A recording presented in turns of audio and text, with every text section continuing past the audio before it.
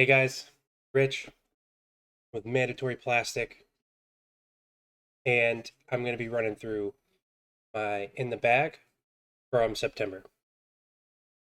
We're heading into the off season, so I'm going to start retooling my bag for the winter up here in Michigan and kind of run you guys through it. I've been retooling my bag all year off and on, and now is a really good time kind of tweak the bag again. I have a tournament coming up next month and it's going to be fun. I have mydiscbag.com over here to your right that I'll be filling out while I go through my bag. Okay, so first up, I have a brand new Star Daedalus. This is my high-speed understable disc. Reality is, for me, a brand new Star Plastic like this, it flies straight for me at pretty much max power. It does curve how I want it to. It does turn and then it fades back. This is actually really good for me. I don't use it in headwinds, tailwinds, or calm weather, mostly open holes. So that's my Daedalus. Not going to go anywhere without two of them. So I also have a second Daedalus. This one is more beat in. I bought this in June-ish. Now the beginning of September, middle of September, you can see I've played about 20 rounds in the last 4 months, averaging a couple times a week. So that's nice wear and tear. Um, Go-tos, you need two of them. They're both max weight, both Star Plastic. I'm really starting to come around to Star Plastic. I like it. Next up, I had to uh, refill my go-to destroyer. I recently lost my main destroyer, a nice red one. I couldn't find it. Just repurchased this one from the throw shop here around the corner. Very domey, very flexible. I love the G-Star. You can see I didn't even rip off the tags yet or put my name on it. Um, Destroyers are one of my favorite discs. I think a lot of people like Destroyers. When I'm not throwing the Daedalus, if there's any wind, these are the discs I'm using. This one's brand new, so it's a little more overstable. It is max weight. My next disc, which was my previously new Destroyer, I got this Destroyer back in about May. You can see same stamp as the brown one, a little older, some scuff marks. It's getting nice wear and tear. It's finally starting to able turn and S a little bit. Very good discs. Those are my high speed drivers for the most part. I think that's all I have for high speed drivers. I have overstable, and then I have stable discs that I can throw, not in the wind, or put a little anti line on them, or if there is wind, I don't use them. They're high speed enough that I can get away with doing a lot of things with the Daedaluses. I think they're super underrated for most disc golfers because around my skill level. The next disc I have is a utility disc. It is the Star. Oh, there's the green screen. You're not going to be able to see it. The Star Firebird. You can tell what color it is. That's actually kind of cool. Look at that. That takes up the whole screen. There's my. That's hilarious. Yeah, there it is. There's the Firebird. It's all green. You guys, I proved it to you though. This disc is a utility disc for sure. Um, I can't get this disc anywhere more than 275. And I can throw some of these discs maybe 350, 360. I got a good day, good launch. I cannot throw this Firebird is a utility wind hyzer disc, hyzer spike. I'm going 240, 250 out. I'm using this because it has the speed more than an overstable mid or putter. it has the speed necessary for me to get around big obstacles. So that is my 9-speed, the Firebird Star Plastic. That is the end of my drivers. Normally, I have had Beasts in the bag for years. Uh, I took the Beasts out back in July after, right before actually Deglow. I didn't need the Beasts. I felt not really needing it. I wasn't using it as much. I was going lower speed or higher speed, so I was actually throwing the Datalises or Destroyers in most holes, and I didn't feel like I used the Beast enough to pack it anymore. That's just kind of an aside. Moving on to my fairway drivers. Brand new today. I have never thrown it yet. I have a Factory 2 G-Star TL3. 3 stands for flat top. So this is a faster TL. So the TL3 is an 8.4 neg 1.1. It is a straight flying, stable control driver, fairway driver. I love these things. I get them in max weight because I want them to be as stable and fade as far as possible without turning, especially breaking it in. I want it to be a stable driver as long as I can. I live in Michigan. As you'll notice, most of my drivers are G Star. I do have some Star Daedalus Firebirds, but my Destroyers, my TL3s, all the other discs I don't currently have in my bag are all G Star because of the grip. When it gets cold, um, it doesn't bend as much, but it bends way more than other plastic. I just like the feel of the grip. I'm in the minority. That's okay. TL3s, try them out. They're not bad at all. And I would suggest go to the factory store. This was $10, and it has a cool stamp. It doesn't have cool destroyer stamp, but who cares? It's a disc that can fly, and you're getting it for cheap online, straight from Innova. So with that being said, I'll move on to my next disc, which is also another TL3, another F2 stamp. I bought 2 of these, $10 each this week. 2 for 20 with shipping. I think I got here in like 4 days from $25, 26, something like that. You can't beat it. I lost both of my TL3s on the same day last week, so I immediately need to refill my bag. This isn't like I'm trying these out. I've thrown TL3s within like the first couple months they were released. I believe that was 2017. I might be wrong. I've been throwing these discs for around 5 years. They never left my bag. As soon as they dropped, they've been in my bag ever since. Super underrated and of a fairway drivers, the L3s. Moving on, you will see my Crave, my first non-Innova disc in this lineup. As you can tell, all my high-speed distance drivers, higher speed fairway drivers, I actually really prefer Innova. I love the G-Star plastic. Um, I just like the discs. It's the first ones I tried out. They're the ones I got to know. But do not count out MVP and Axiom discs. They know what they're doing. They're right around the corner here in Michigan. This Crave is money. It's actually just a slower TL3. Different plastic, so the grip is different. It has the overmold, as you can see. Really cool Sarah Hokum stamp. It's now starting to get beat in, so it does turn the way I want it to. And a nice fade back. Very, very reliable disc. It's only speed 7, so you're still learning how to play disc golf. You're still learning your form. So if you're still even trying to throw over 300 feet, this would be a disc to try. Um, Good disc. Moving on uh, down to my one and only relay.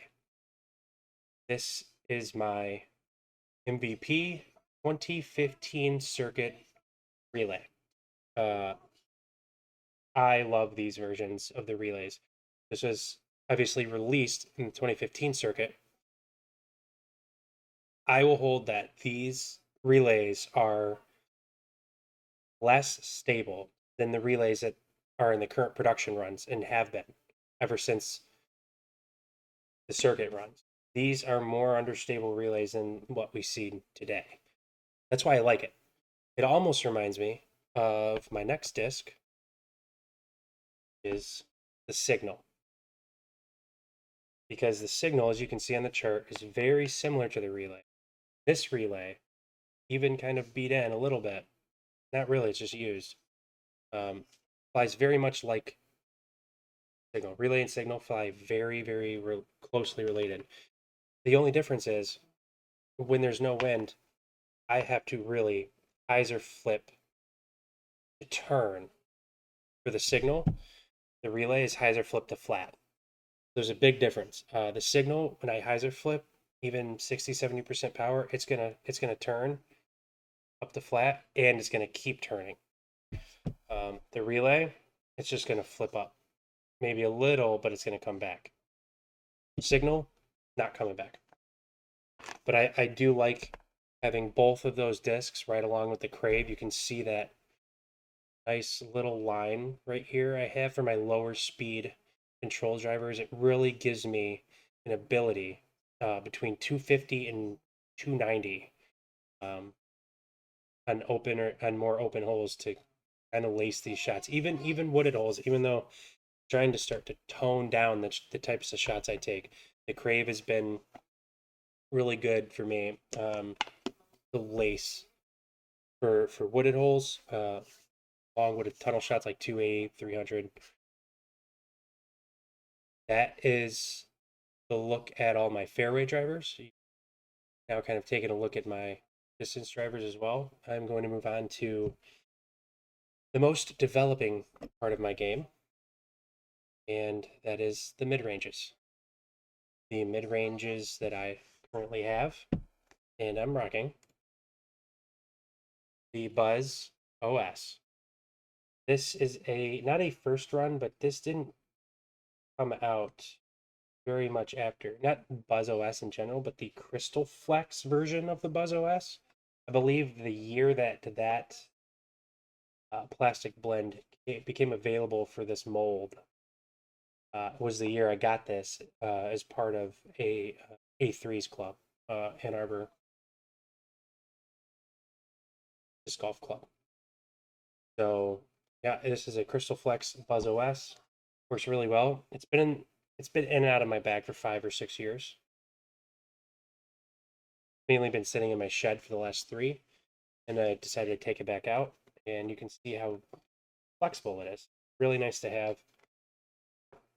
Utility shot that is pretty much like a slightly slower and also doesn't fade as much Firebird. That's for me. For me, this shot is between 220 and 250 hyzer shots. That's what the Buzz OS will do. Moving on to my next disc is the Buzz Elite Z, also green, you can see, but you'll be able to see the cool stamp, Party at the Ponds 2015 stamp. This Buzz has been in my bag since 2015, off and on. Last few years I took it out, I brought it back. It's now officially starting to get beat in a little bit, so it's sorry, it's turning a little more before it fades if I put a lot of power on it. That's been really nice, beating in a Buzz finally, because I have never had it in the bag long enough to start using it to beat it in. Which is why I grabbed my next disc, another Buzz. One's an orange Crystal Buzz, not Crystal Flex, just a Crystal Buzz. I got this playing in a 2016 tourney, Dog Days tourney out in Grand Rapids. Fairly used. I've thrown this disc maybe 5 or 6 times. So it's like new. So that's why on the chart you'll see it next to the Buzz, but I really have a feeling it's going to be more stable early on, which is a good thing because it'll complement my other Buzz. It'll go back and forth choosing the same disc, having different wears and tears on it gives you different, you know, options for flight paths on your shots. Those are the buzzes. Excuse me. Moving on, almost done with the mid ranges. I have the Soul. This is one of the new discs, the SOL, the Page Pierce stamp 5X. I was very, very reluctant to try this. I didn't like understable mid ranges. I always felt I could just use putters. Then I realized I was missing shots. I was missing the ability to make shots between 220 and for me 220 and 260 reliably. And for me I'm right hand backhand. For me that faded to the right, turned and never came back. That was a hole in my bag. As you can see so far, this is the only disc way over here. And I don't have a forehand shot. I'm a one trick pony. So unless I was using a signal or a relay, which are higher speed compared to mid range discs, they don't offer as much control. Picked up the Soul. I think my buddy actually gave me this disc. I can't remember if I bought it or he gave me it. Um, Either way, shout out to Jeremy Kendall. Thank you, Jeremy. He did give me the Crave. This disc has been awesome. Really like this disc. There's not much else to say about it. Neg 3.0, right? I mean, has great glide, 5 glide. It offers a lot of control. I can hyzer flip it flat. I really, really need to. But this disc allows me to power down my shots and really just focus on my form. Next disc and the last disc in my mid-range lineup is the Axiom Discs Paradox, also green, as you can see, with a slightly red orange overmold. It actually makes it makes it really interesting to look at. I wish you could see this stamp. This stamp is amazing. Oh, can you see the stamp? You can't. Maybe a little bit. This is the Paradox, guys. This disc, way over here. -4 turn, no fade. It ain't coming back. And that's actually what I've really, really liked about the disc. I really needed something even more overstable, or I'm sorry, more understable than the Soul.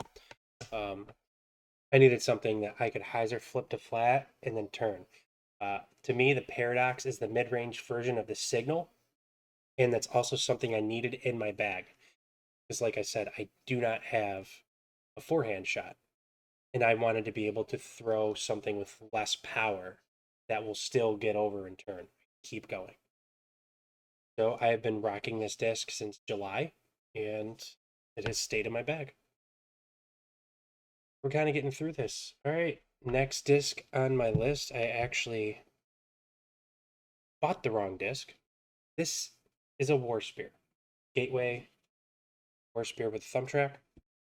I bought this used for $7 at the thrift shop here in Ipsy, and I meant to buy a Devil Hawk. The War Spear should just be replaced with 2 Devil Hawks. Devil Hawks also have a thumb track, but they're slightly higher speed and a little less fade. I actually believe they're more fade personally, but I think the numbers are actually less fade, more speed. Um, the War Spear is in my bag until I get Devil Hawks. I'm gonna get 2 more Devil Hawks. This is kind of a replacement because it works pretty like 80% of the same. This is another utility upshot disc. This is a hyzer spike. This is a out and around a tree 150, 200 foot shot you can throw in the air and get it around. And the great thing about this disc is it's going to stick. Gateway plastic, putter plastics stick, the ones that I've thrown, which are just the 2, the War Spear and the Devil Hawk thumb tracks. They stick, they're great. I love them. Moving on to the Berg. Someone told me about it. It's actually not green, it's yellow. K1 line. It doesn't feel like it throws 2. It says it on the chart. I don't believe that. To me, it just throws 0-1. I love the thumb plate, the thumb track on the plate. Um, I do not circle one putt. I'll C2 this, but it's just a nice disc to have. It complements the War Spear and Double Hawk very nicely. If I need something that hooks, like I want it to hook uh, and crash, I'm using the War Spear slash Double Hawk. If I want it to kind of sit nicely and not crash as much, I'm using the Berg. Those are my approach shots. You can see they're right hand, backhand, overstable discs. Um, I have re-fallen in love with my next disc, which is the Nova. I do have two of them, but I do not have the other one in my bag as I am still rocking the K1 Berg and the. But I do have my Nova. This disc is an amazing. You're in the bushes, but you're 60 feet out. Just pitch very lightly up. It sticks. The disc sticks. It's the best, greatest approach disc I've ever used. Greatest flying disc I have ever seen in my life. 60, 70 feet out. If you want to run it and you don't want it to run past, you can use this so just lightly, just kind of like half run it. It actually does very, very well. This is this disc to me is a um, you know, layup for par disc. That's what it is. It saves pars by just making sure you don't accidentally run stuff because it sticks so nice. And it was overmold on this disc specifically. Very nice. I would recommend trying it out if you're interested. It looks weird. It feels weird. It probably takes the longest to get used to. The Nova takes the longest to get used to. After 5 or 6 rounds, you'll start understanding the type of power you need, which is zero power. This is just a flick of the wrist type of disc. It works wonders. Coming into my last non C1 putting disc is the Ringer, uh, which technically the Ringer is 3 speed, 3 glide, 0 1. So it doesn't fade at all. Or it doesn't turn at all. It just fades. But it's a little orange, and I can't tell how beat up you can if it is, but it has my old glow tape on it, and it's bent around the rim every which way to Sunday. Most beat in $7 from 2014 disc I own. And this disc does what the Nova does for me, except when I need more power to do it. It's a pitch out disc for me. It's an Annie turn putter, a 210 foot shot, because I don't have any forehand shot. So the Ringer to me is what the Paradox and Signal are in terms of fairway, and that's what this specific disc is. All right, it's 23 minutes and needed to get done in a minute and a half. My goal was to not make this video that long. You'll be kind of surprised, or maybe not. The Ringer is one of my C1 putters. Pro D plastic. It's OOP, so they don't make them anymore, out of production. See the old glow tape. This is, I think about this in 2017, 16. I haven't used it in so long, and other Substacks. It actually has a puddle top now. It's not how it was made. But I do putt with this when there's no wind and when I just need to lightly putt it from further out in C1, maybe 20, 30 feet. And I'll putt at the edge of C1 like 40 to 30 feet. So with the Ringer. My two main putters, zones. And I made sure I got two of them. And guess what? They're not Get Freaky zones. They're not Elite Z zones. They're not Crystal Flux Titanium, whatever you want to call it, zones. They are Pro D zones. That's it. Basic plastic putters. This one's pretty beat in. This one, not so much. And I got more because they're also OOP. They don't make them anymore. And I'll tell you what, I don't like the feel of any of the new putter plastic. I don't. Eventually, I'll have to move to them. But your boy putts with zones. I don't know how many other people putt with C1 zones, C1 and with zones. But that's my bag. It works okay for me. That's why I bring in the ringer. And the reason I do putt with zones and ringers, I mean, you can't really see, but my hands are on the smaller side. And the zones, as well as the ringers, they have very small, like it's a very small rim disc. It's not huge. Like the AVR is huge to me. I can't get my hand around it the way I and feel comfortable. So it's just a comfortability thing. So the ringer in the zone, my C1s, C1 Basic Plastic Pro D, unashamed. That's my bag, guys. That's my in the bag for the month of September and October. I'm probably not going to change anything out of my bag until closer to Christmas time. This will be what I'm rocking for the rest of the fall. If you have any suggestions, if you think I should try something out, if you think I'm crazy for rocking zones, I'd like to hear it in the comments. Let me know if you think not having any 10s or 11 speeds are a bad thing. I'd love to hear you guys, what you guys have to think. Kind of change it up. That's the flight path. Thanks, guys. Appreciate it. You can find me, myself, Rich, at Mando Plastic on Twitter. I'm also on TikTok. I am on Instagram, but mainly TikTok and Twitter. And, go check out the blog. This will be posted in the blog as a video, and this is also on YouTube. Thanks, guys. Good day.